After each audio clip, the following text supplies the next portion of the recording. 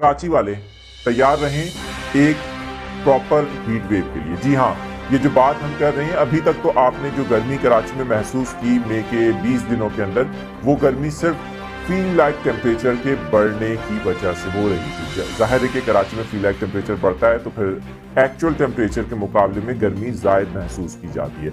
अब 23 मई से जो असल गर्मी की शिद्दत है वो कराची वाले उसकी शिद्दत को बाकायदा महसूस करेंगे। कितना टेम्परेचर बढ़ सकता है, पहले जरा इसके ऊपर बात करते हैं। 23 मई से 31 मई के दरमियान कराची में मुसलसल टेम्परेचर बढ़ेगा।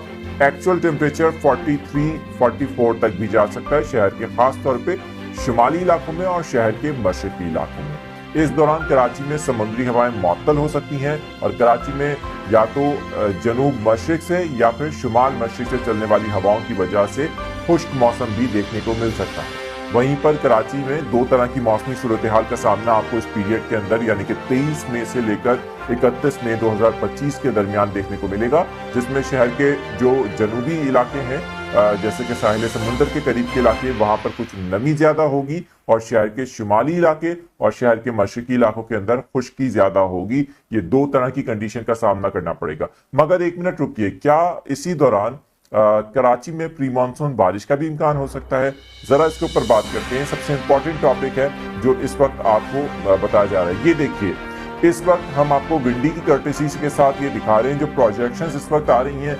मुमकिना लो प्रेशर एरिया अरेबियन सी में बनता दिखाई दे रहा है और इसी पीरियड के अंदर यानी कि 23 मई से लेकर 31 मई की तारीख के दरमियान एक लो प्रेशर एरिया अरेबियन सी के उस हिस्से में जो कि इंडियन ओशन का इलाका है वहां पर जन्म ले सकता है ये हवा का कम दबाव, जिसके बाद इसके चांसेस मौजूद हैं कि ये एक ट्रॉपिकल साइक्लोन में कन्वर्ट हो सकता है अगर ये डीप डिप्रेशन बनता है। यानी कि वेल मार्क लो प्रेशर के बाद अगर ये डीप डिप्रेशन की तरफ जाता है तो फिर ये किसी भी कैटेगरी का तूफान बन सकता है, लेकिन अभी बना नहीं है तो पहले से कहना कबल इस वक्त होगा। ट्रैक क्या होगा इसका, क्या इसकी मुमकिन प्रोजेक्शंस और हो सकती हैं, ये भी कहना कबल इस वक्त होगा। लेकिन एक चीज जो यहाँ पर सूरत हाल इस वक्त अपडेट होकर आई है, जरा मैं कराची, मीरपुर खास और बदीन, ठट्ठा, केटी बंदर और इसके साथ साथ सिंध के कुछ मशरकी इलाकों पर नजर डालूं।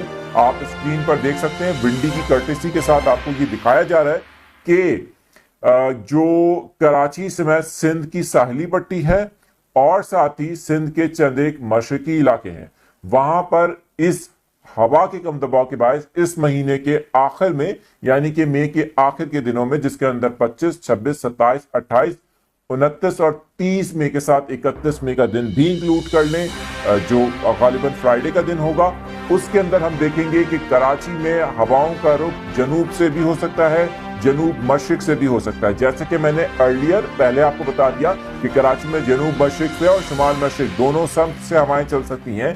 इस दौरान सी ब्रीज कराची में बंद हो सकती है। जरा गौर से देखिए, इसकी वजह से कराची में जब हवाएं अपना रुख तब्दील करेंगी तो गरज चमक की एक्टिविटीज मुसलसल डेली बेसिस पर कराची के मज़ाफ़ाती इलाकों में, सिंध के मशरकी इलाकों में देखने को मिल सकती हैं। लेकिन जाहिर है कि ये एक प्रोजेक्शन है और इसके ऊपर अभी हतमी तौर पर यह नहीं कहा जा सकता कि वाकई में इस दिन जिसका हम जिक्र कर रहे हैं यानी कि 26, 27, 28, 29, 30 और 31 में वाकई ऐसा होगा, क्योंकि आने वाले हर घंटे के अंदर प्रोजेक्शंस और जो मॉडल्स हमारे पास आते हैं, डिफरेंट इंटरनेशनल मॉडल्स होते हैं, वो अपडेट होते रहते हैं। तो ये एक एस्टिमेटेड डाटा है, इसके ऊपर यकीन ना करें, लेकिन इसके लिए तैयार रहें कि ऐसा हो भी सकता है। हम इसके ऊपर मुसलसल नजर रखेंगे, आपको बताते रहेंगे।